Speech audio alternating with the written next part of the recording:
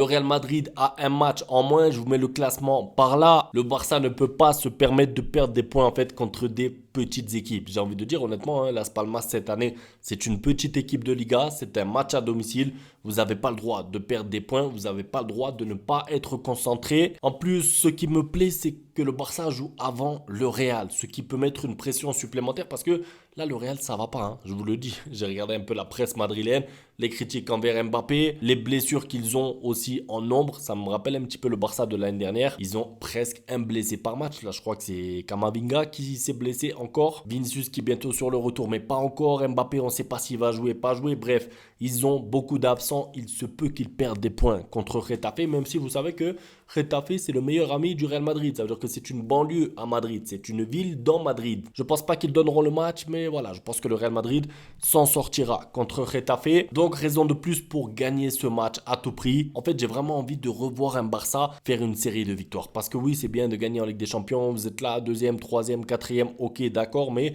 on veut revoir un Barça qui enchaîne les victoires. 3, 4, 5 victoires. Et ensuite, quand tu arrives au match contre l'Atlético Madrid juste avant la trêve hivernale, si jamais tu perds des points, on pourra le comprendre. Mais là, tous les matchs qu'il y a entre-temps, il faut enchaîner les victoires. Il faut rester en tête, c'est obligatoire. Concernant Las Palmas, ils sont 17e. Franchement, c'est une équipe qui a beaucoup de mal. C'est une équipe qui prend beaucoup de buts. Mais attention parce que c'est une équipe qui sait faire des gros matchs contre les bonnes équipes. Ils ont fait match nul contre le Betis Séville. Ils ont fait match nul contre le Real Madrid. Bon, ça veut dire en ce moment, tout le monde peut battre le Real Madrid. Mais quand même, c'est pas pour rien. Je crois qu'ils ont fait un match nul aussi en pré-saison contre Liverpool. Bon, c'était un match amical, mais voilà, c'est Las Palmas, ils sont pas très forts, mais il faut rester méfiant parce que un petit peu comme contre le Celta Vigo, si vous manquez de concentration à tout moment, vous perdez des points. Il faut donc rester professionnel et concentré. Un petit pronostic de ma part, après je vous donne mon 11 idéal. Alors, je vous ai dit, la victoire du Barça, pour moi, la cote me paraît trop basse. C'est avec une Unibet et même si vous avez un bonus de 100 euros et même si vous avez un bonus de free bet,